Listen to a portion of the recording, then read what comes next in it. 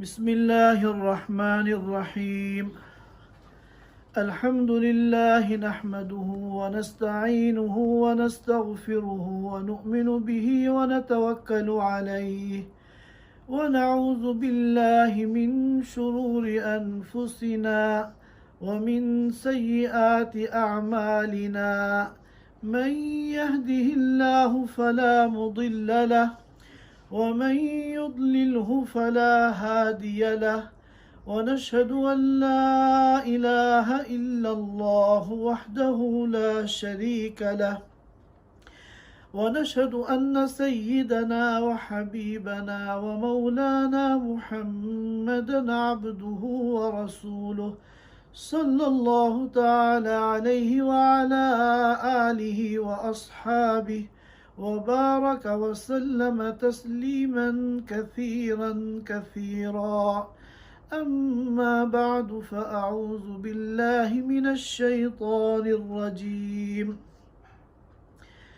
والذين هم لأماناتهم وعهدهم راعون. صدق اللہ العظیم. حضرات سامعین کرام، پچھلے ہفتے امانت کے مفہوم اور اس کی اہمیت کو بیان کیا گیا تھا.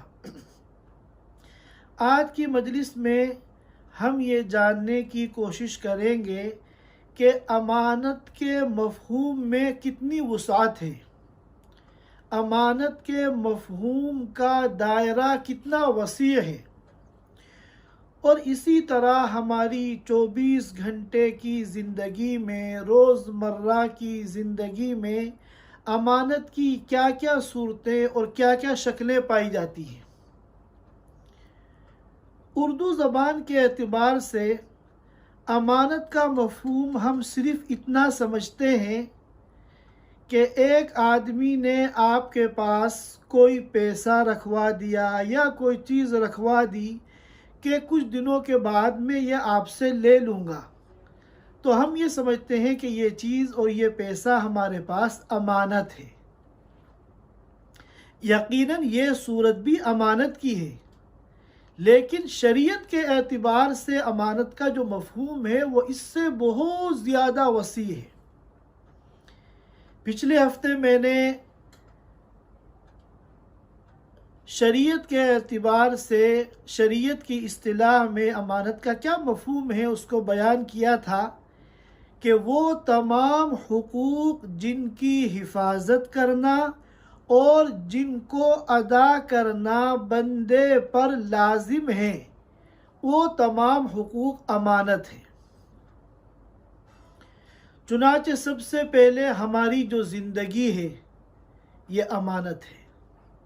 ہمارا جو جسم ہے اور ہمارے جسم کے جو اعضاء ہیں یہ اللہ تعالیٰ کی امانت ہیں.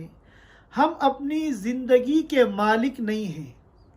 ہمارا جو یہ جسم ہے اور ہمارے جسم کے جو یہ اعضاء ہیں یہ ہماری اپنی پراپرٹی اور اپنی ملکیت نہیں ہے، بلکہ یہ اللہ کی امانت ہے ہمارے پاس. یہی وجہ ہے کہ اگر کوئی بندہ خودکشی کرنا چاہے اور اپنی زندگی کو ختم کرنا چاہے تو یہ حرام ہے، گناہ کبیرہ ہے، اور بہت سخت وعید خودکشی کرنے والے کے لیے احادیث مبارکہ میں بیان کی گئی ہیں. کیوں؟ اس لیے کہ جس زندگی کو یہ اپنے اختیار سے ختم کرنا چاہ رہا ہے یہ زندگی اس کی اپنی پراپرٹی ہے ہی نہیں، یہ زندگی اس کی اپنی ملکیت ہے ہی نہیں، یہ تو امانت ہے. اب اگر یہ اس زندگی کو ختم کرے گا خودکشی کر کے تو یہ امانت میں خیانت ہوگی. اسی طرح ہمارا جو پورا جسم ہے اور ہمارے جسم کے تمام اعضاء ہیں یہ سب ہمارے پاس امانت ہیں، یہ ہماری اپنی پراپرٹی نہیں ہے. یہی وجہ ہے کہ اگر کوئی کسی سے کہہ دے کہ تم میرا گلا کاٹ دو، میں تمہیں اجازت دیتا ہوں، اور کہو تو میں لکھ کے تمہیں اسٹامپ پیپر پر دے دیتا ہوں کہ میری طرف سے اجازت ہے، یا میرا ہاتھ کاٹ دو یا میرا پیر کاٹ دو، تو کیا سامنے والے کے لیے یہ کاٹنا جائز ہو جائے گا؟ نہ شریعت میں جائز ہوگا اور نہ کسی حکومت کے قانون کے اعتبار سے جائز ہوگا۔ کیوں؟ اس لیے کہ یہ جو اجازت دے رہا ہے اس کو اجازت دینے کا حق نہیں ہے، اس کا جسم اس کے پاس اللہ کی امانت ہے، اس کی اپنی پراپرٹی اور ملکیت نہیں ہے۔ اللہ تعالیٰ نے ہمیں یہ زندگی دی ہے بطور امانت۔ کیوں؟ تاکہ جس مقصد کے لیے اللہ تعالیٰ نے یہ زندگی ہمیں عطا فرمائی ہے اس مقصد کے مطابق بندہ اس زندگی کو گزارے۔ اگر اس مقصد کے مطابق زندگی گزارے گا تو بندہ اللہ کی اس امانت کی حفاظت کرنے والا اور اس امانت کو ادا کرنے والا شمار کیا جائے گا۔ اور اگر مقصد کے خلاف زندگی گزارے گا، اللہ کی مرضی کے خلاف زندگی گزارے گا تو وہ اس امانت میں خیانت کرنے والا شمار کیا جائے گا۔ ہماری زندگی کا مقصد کیا ہے؟ اللہ رب العزت نے قرآن کریم میں بالکل صاف لفظوں کے اندر بیان فرما دیا، وَمَا خَلَقْتُ الْجِنَّ وَالْإِنسَ إِلَّا لِيَعْبُدُونَ، کہ تمام انسانوں کو اور تمام جنات کو ہم نے صرف اور صرف اپنی عبادت کے لیے پیدا کیا ہے۔ ان کو پیدا کرنے کا، ان کو دنیا کی یہ زندگی دینے کا، اس کے علاوہ کوئی اور مقصد نہیں ہے۔ اور عبادت سے مراد صرف نماز، روزہ، تلاوت، ذکر، تسبیحات یہ نہیں ہے، بلکہ 24 گھنٹے کی زندگی شریعت کے مطابق گزارنے کا نام عبادت ہے۔ 24 گھنٹے کی زندگی شریعت کے مطابق گزارنا، اللہ کی مرضی کے مطابق گزارنا، یہ عبادت ہے۔ چنانچہ شریعت کے مطابق اگر ہم تجارت کر رہے ہیں، ہمارا تجارت کرنا عبادت۔ شریعت کے مطابق ہم کھا رہے ہیں، پی رہے ہیں تو ہمارا کھانا پینا عبادت۔ شریعت کے مطابق اور سنت کے مطابق ہم سو رہے ہیں تو ہمارا سونا عبادت۔ 24 گھنٹے کی زندگی شریعت کے مطابق، سنت کے مطابق، اللہ کی مرضی کے مطابق گزارنے کا نام عبادت ہے، اور اس عبادت کے لیے اللہ رب العزت نے ہمیں یہ زندگی عطا فرمائی ہے۔ اسی طرح اللہ تعالیٰ نے جو یہ جسم عطا فرمایا اور اس جسم کے اندر مختلف اعضاء عطا فرمائے، آنکھ ہمیں عطا فرمائی، کان عطا فرمائے، ناک عطا فرمائی، زبان عطا فرمائی، ہاتھ اور پیر عطا فرمائے۔ اب آنکھ اللہ تعالیٰ نے کیوں دی؟ تاکہ بندہ آنکھوں سے دینی اور دنیاوی ضرورتوں کو پورا کرے، دینی اور دنیاوی فوائد حاصل کرے، اپنی ان آنکھوں سے قرآن کو دیکھ کر اللہ کے کلام کی تلاوت کرے، اپنی ان آنکھوں سے اپنے ماں باپ کی زیارت کرے، اپنی ان آنکھوں سے اپنی اولاد کو دیکھ کر سکون قلب حاصل کرے۔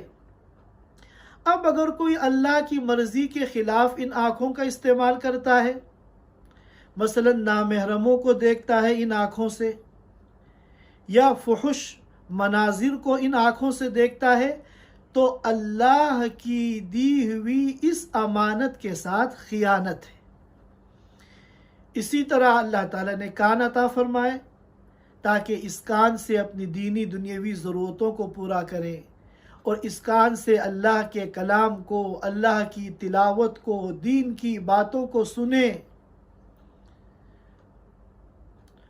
اور اگر وہ اس کانوں کا استعمال اللہ کی مرضی کے خلاف کرتا ہے، گانے سنتا ہے، شرکیہ کفریہ کلمات سنتا ہے، یا غیبتوں کی مجلس میں بیٹھ کر غیبتیں سنتا ہے، تو وہ اس امانت کے ساتھ خیانت کرنے والا ہے۔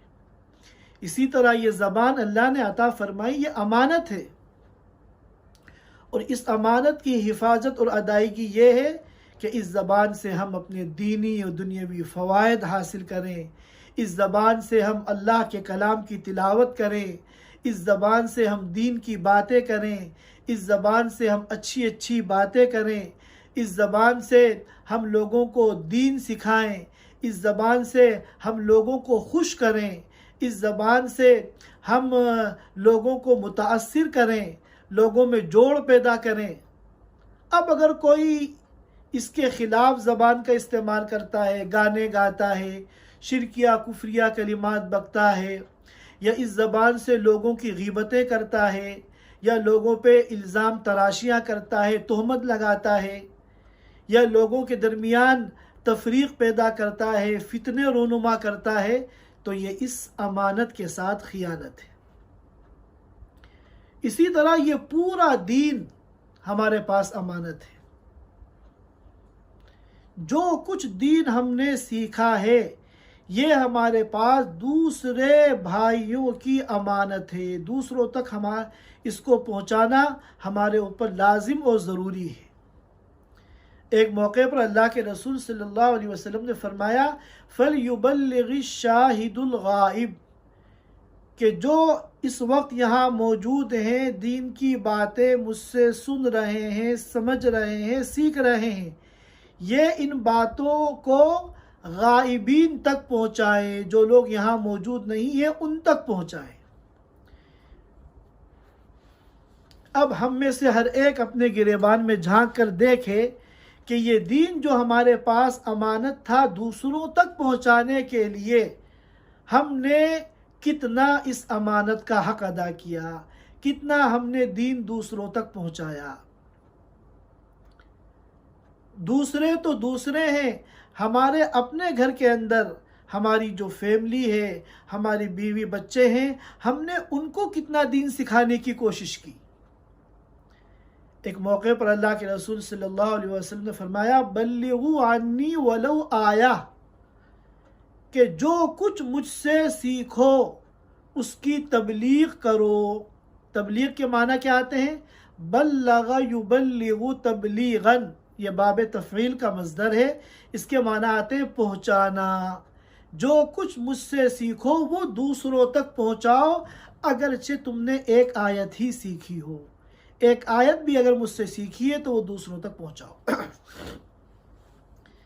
ایک صاحب نے اپنا واقعہ لکھا ہے کہ یورپ کے کسی ملک میں وہ ایک مسجد میں نماز پڑھنے کے لیے گئے، اور مسجد نمازیوں سے بھری ہوئی تھی۔ نماز کے بعد کچھ لوگ تلاوت کر رہے تھے، کچھ لوگ ذکر میں دعا میں مشغول تھے، کچھ نوافل و سنتیں پڑھ رہے تھے کہ ایک نوجوان لڑکا صفوں سے گزرتا ہوا منبر کے پاس پہنچا اور اس نے بلند آواز میں سورہ فاتحہ پڑھنی شروع کی۔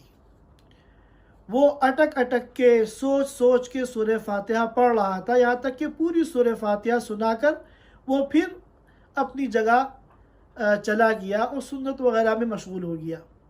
ہر ایک تعجب سے دیکھنے لگا کہ آخر یہ کیا ماجرا ہے۔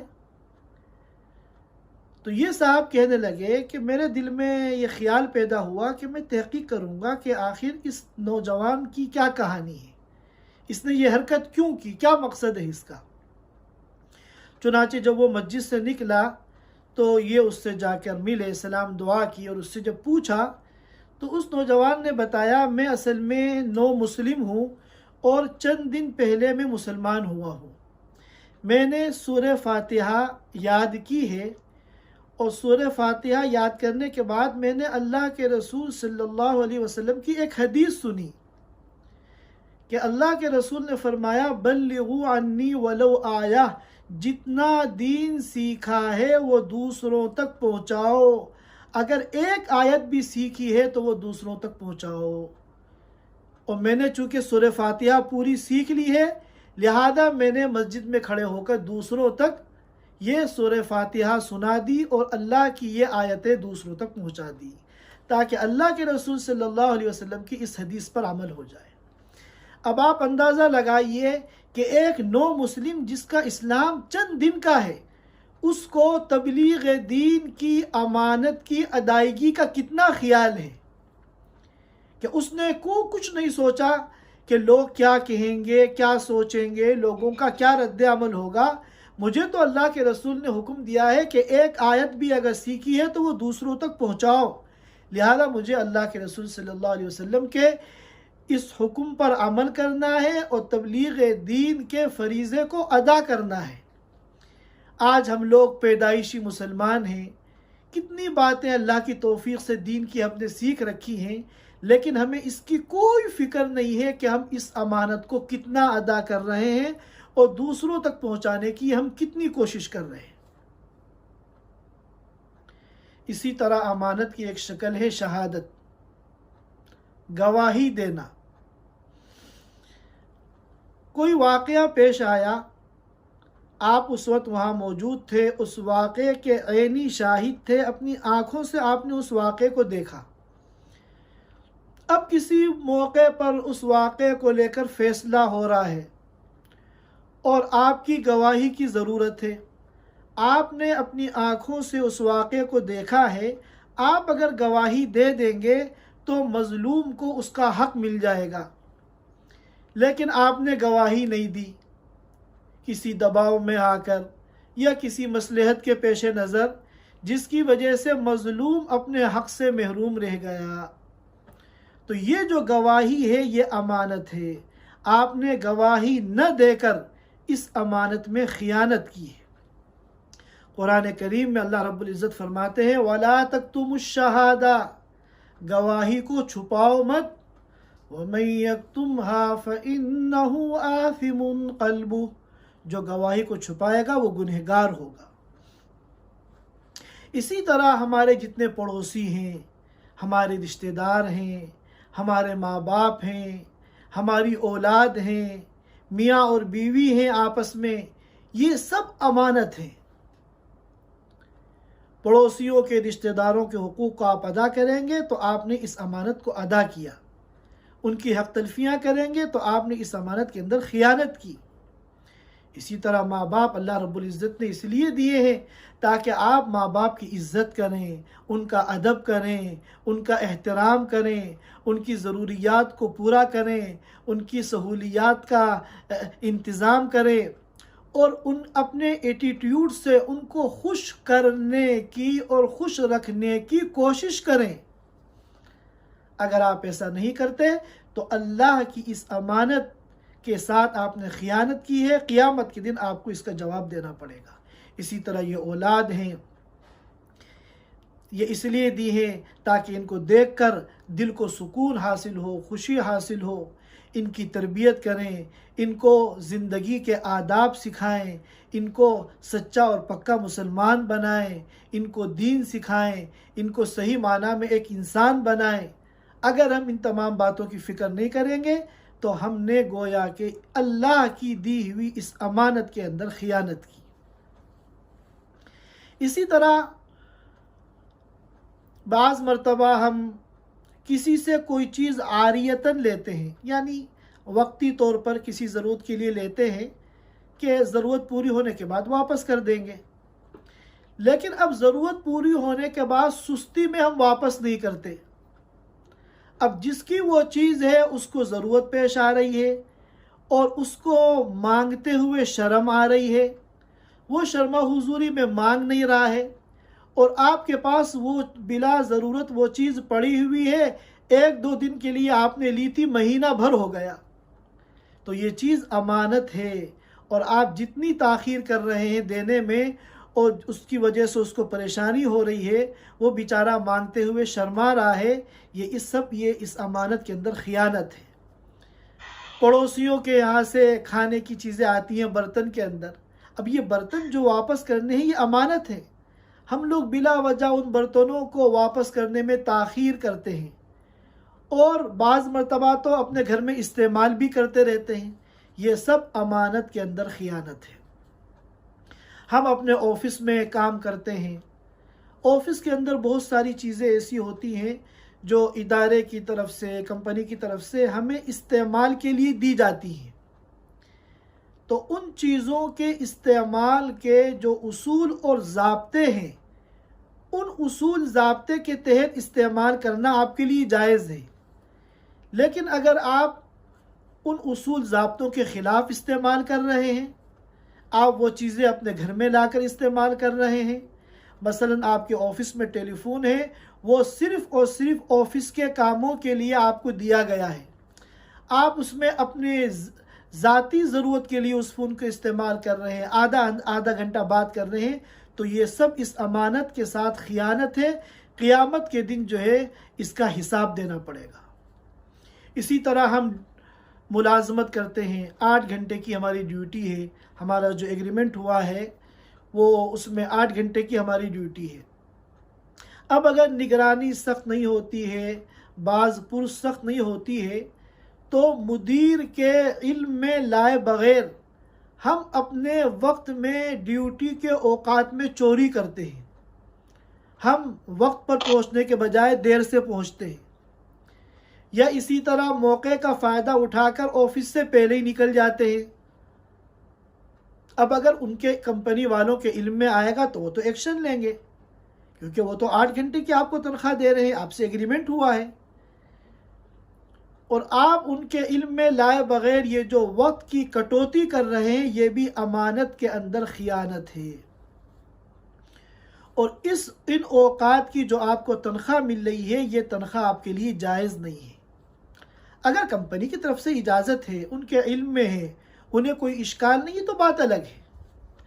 لیکن اگر کمپنی نے ایگریمنٹ 8 گھنٹے کا کیا ہے، اور اگر ان کو معلوم ہو جائے کہ آپ دیر سے آ رہے ہیں یا جلدی اٹھ کے جا رہے ہیں، تو ان کو اشکال ہوگا، تو اور آپ ان کے علم میں لائے بغیر یہ کام کر رہے ہیں، تو یہ ناجائز ہے، اور اتنے وقت کی جو تنخواہ آپ کو مل رہی ہے، یہ تنخواہ بھی آپ کے لیے ناجائز ہے۔ ہم نے اپنے اکابر کے بارے میں سنا ہے اور پڑھا ہے، متعدد ایسے واقعات ہیں۔ اولاً تو مدرسوں کی تنخواہ ہی کتنی معمولی سی ہوتی تھی، اور آج بھی کم ہی ہوتی ہے، آپ حضرات جانتے ہیں، لیکن اس کے باوجود ہمارے اکابر کا یہ حال تھا کہ اگر مدرسے کے وقت میں ان کی ذاتی ضرورت کے لیے کوئی ان کے پاس آ گیا، تو اب اگر وہ 15 منٹ 20 منٹ 25 منٹ جتنی دیر ان کے پاس بیٹھا ہے، اس کو وہ اپنی ڈائری میں نوٹ کر لیتے تھے، اور مہینے کے آخر میں ان تمام اوقات کو جمع کر کے ایک درخواست لکھتے تھے، اپلیکیشن لکھتے تھے ادارے کے نام، کہ اس مہینے کی میری تنخواہ میں سے اتنے گھنٹوں کی تنخواہ کاٹ لی جائے، کیونکہ اتنے گھنٹے اس پورے مہینے میں نے مدرسے کے کام کے علاوہ مدرسے کے اوقات میں اپنا کوئی ذاتی کام کیا ہے، لہذا ان گھنٹوں کی تنخواہ کا شرعاً میں مستحق نہیں ہوں، لہذا میری تنخواہ میں سے اتنی تنخواہ کاٹ لی جائے۔ تو یہ ساری چیزیں امانت ہیں، اور جس کی طرف ہمارا بالکل ذہن نہیں جاتا۔ اسی طرح مجلسوں میں جو گفتگو ہوتی ہے، یہ گفتگو امانت ہے۔ حدیث پاک میں آتا ہے المجالس بالامانہ۔ اور آج کل جو اختلافات ہوتے ہیں، لڑائی جھگڑے ہوتے ہیں، فتنے ہوتے ہیں، ان کی بنیاد زیادہ تر یہی ہے کہ لوگ مجلسوں کی باتوں کو ادھر سے ادھر نقل کرتے ہیں، جس کی وجہ سے بدگمانیاں پیدا ہوتی ہیں، اختلافات ہوتے ہیں۔ حالانکہ حدیث میں آتا ہے المجالس بالامانہ، کہ مجلسیں امانت ہیں، مجلس میں چند لوگ بیٹھ کے جو باتیں کر رہے ہیں، وہ باتیں ان لوگوں کے سینوں میں امانت ہے۔ اب اگر وہ باتیں ایسی ہیں کہ جن کے نقل کرنے میں کوئی نقصان نہیں ہے، بلکہ بعض مرتبہ فائدہ ہوتا ہے، دین کا فائدہ، دنیا کا فائدہ، تو کوئی حرج نہیں ہے۔ لیکن بہت سی باتیں ایسی ہیں کہ وہ بات کہنے والا کبھی نہیں چاہتا کہ میری یہ بات جو میں نے پرسنل طور پر ان چند لوگوں کے سامنے کی ہے، یہ دوسروں کو میرے حوالے سے نقل کی جائے۔ ایسی باتیں اگر آپ نقل کریں گے تو یہ امانت کے اندر خیانت ہے۔ اسی طرح کسی نے کسی کو کوئی راز کی بات بتائی، اس پر بھروسہ کیا، اس کو اپنا رازدار بنایا، اب یہ اس راز کو اپنے سینے میں محدود رکھنے کے بجائے دوسروں کو بتا رہا ہے، تو یہ راز جو ہے یہ بھی امانت ہے، اور یہ دوسروں کو بتانا یہ اس امانت کے اندر خیانت ہے۔ اسی طرح یہ جو حکومت کے قوانین ہیں، یہ سب امانت ہیں۔ حکومت کے قوانین کی خلاف ورزی کرنا یہ امانت میں خیانت ہے۔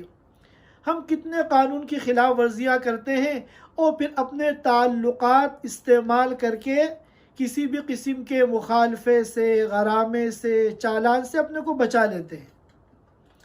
اب اگر وہ مدیر اور وہ ذمہ دار جو آپ کا مخالفہ معاف کر رہا ہے اس کو حق ہے، تب تو بہت اچھی بات ہے، یہ اس کا مساعدہ ہے، اللہ اس کو جزائے خیر عطا فرمائے۔ لیکن اگر اس کا حق نہیں ہے تو وہ بھی گنہگار ہوگا اور جو یہ کام کرا رہے وہ بھی گنہگار ہوں گے۔ آج کل ہم لوگ اس کو اپنا کمال سمجھتے ہیں کہ میرا فلاں مسئلہ درپیش تھا اور میں نے اپنے تعلقات استعمال کر کے اپنا کام بنا لیا، ہم اس کو کمال سمجھتے ہیں، حالانکہ یہ گناہ ہے، جرم ہے۔ ہمارے ماضی قریب کے علماء میں حضرت مولانا ابرار الحق صاحب نور اللہ مرقدہ، آپ میں سے اکثر لوگوں نے نام بھی سنا ہوگا ان کا، ان کے پوری دنیا میں چاہنے والے تھے، ان کو جاننے والے تھے۔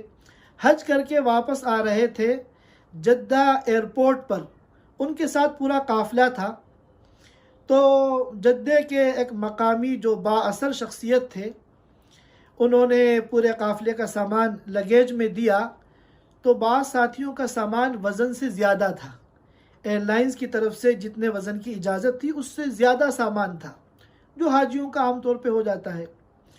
تو وہاں جو کاؤنٹر پہ ملازم تھا وہ ان کا جاننے والا تھا، انہوں نے اس سے کہہ سن کر وہ سارا سامان نکلوا دیا اور فی کلو کے حساب سے جو اس کا بل تھا، وہ بل جو اب ہزاروں ریال میں وہ بل بنا، اس کو پیمنٹ کرنے کی ضرورت پیش نہیں آئی۔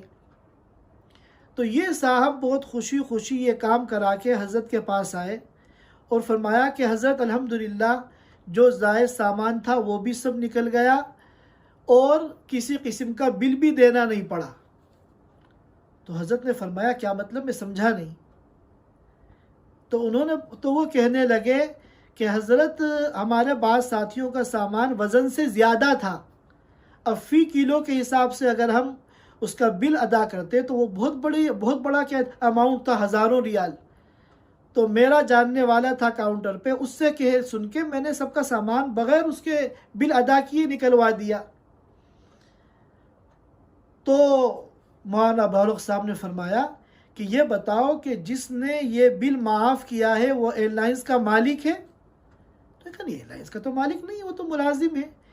تو پوچھا کیا ایئر لائنز نے اس کو اختیار دیا ہے کہ جس کا جی چاہے بل معاف کر دو، جس کا جی چاہے لے لو؟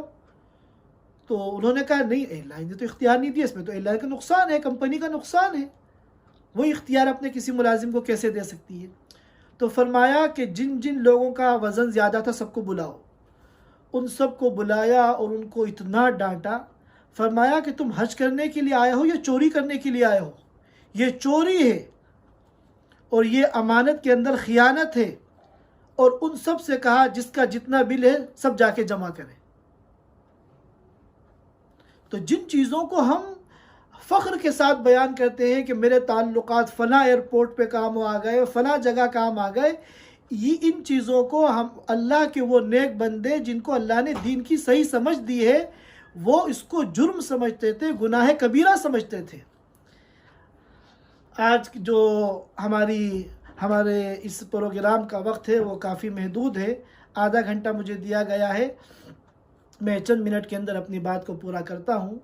مسئلہ یہ ہے کہ جب پوری امت کے حالات سامنے آتے ہیں، امت کی تباہی، امت کی بربادی، تو ہم میں سے ہر ایک امت کو کوستا ہے کہ امت میں یہ خرابی، امت میں یہ خرابی، امت میں یہ خرابی، حالانکہ ہر ایک کو اپنے گریبان کے اندر جھانکنے کی ضرورت ہے۔ جب تک امت کا ہر فرد امت کو کوستا رہے گا، برا بلا کہتا رہے گا، کبھی مسئلے حل نہیں ہوں گے اور امت کبھی صراط مستقیم پر نہیں آئے گی اور یہ تباہی اور بربادی کبھی ختم نہیں ہوگی۔ اس کا طریقہ یہ ہے ہر ایک اپنی ذات کو سب سے زیادہ اصلاح کا محتاج سمجھے۔ آج ہمارا حال کیا ہے؟ اوروں کا مداوع کر ڈالا، خود اپنا مداوع بھول گئے، اوروں کے گریباں سی ڈالے، خود اپنا گریباں بھول گئے۔ ہم میں سے ہر ایک جب اپنے کو اصلاح کا محتاج سمجھے گا اور اپنی اصلاح کی فکر کرے گا اور اپنے سینے میں ہدایت کا چراغ روشن کرے گا، تو چراغ سے چراغ جلتے ہیں، 1 سے 2، 2 سے 3، 3 سے 4، اس طرح پوری امت جو ہے وہ صراط مستقیم پر آ جائے گی۔ کیسی کیسی بگڑی ہوئی قومیں ہوتی تھی، ایک نبی ہدایت کا چراغ لے کے آتا تھا اور اس چراغ سے چراغ جلتے تھے اور پوری پوری قوم صراط مستقیم پر آ جاتی تھی۔ اللہ تعالی ہم سب کو دین کی صحیح سمجھ عطا فرمائے اور اپنی مرضی کے مطابق زندگی گزارنے کی ہم سب کو توفیق عطا فرمائے۔ وآخر دعوانا ان الحمدللہ رب العالمین۔ جزاک اللہ خیر مفتی صاحب، ماشاءاللہ بہت ہی اچھا ٹاپک، اور مفتی صاحب نے جو ٹاپک بتایا اسی کو تھوڑا سا کنٹینیو کرتے ہوئے، جیسا مفتی صاحب نے بتایا کہ دین ہمارے لیے امانت ہے، ہم کو دوسرے تک پہنچانا ہے، تو اسی کے سلسلے میں مطلب جو ابھی ہم لوگ جو کام بھی کر رہے ہیں وہ ایک پارٹ اینڈ پارسل آف وہ ریکوائرمنٹ بھی ہے۔ تو بالکل بے شک کروں گا کہ جو یہ ساری آپ کی جو کوششیں ہیں، محنتیں ہیں، یہ سب اس امانت کی ادائیگی ہے جس کا ہمیں مکلف بنایا گیا، ہمیں ذمہ داری دی گئی ہے۔ جزاک اللہ خیر۔ تو میں ابھی جو ہمارے ساتھ کوآرڈینیٹرز جڑے تھے، ایک کوئک آپ لوگوں کو بریف دے دیتا ہوں۔ تو جیسا لاسٹ ٹائم بھی ہم لوگ نے بتایا تھا کہ 4 گروپس بنے تھے اور 4 گروپس کے 4 کوآرڈینیٹرز تھے، اور ان ایڈیشن ٹو یہ 4 جو کوآرڈینیٹرز ہیں، ماشاءاللہ اراؤنڈ 10 to 12 لیڈیز نے بھی والنٹیئر کیے تھے، کیونکہ جو ہمارے سیشنز ہوتے ہیں وہ ورکنگ آورس میں ہوتے ہیں، تو لیڈیز بھی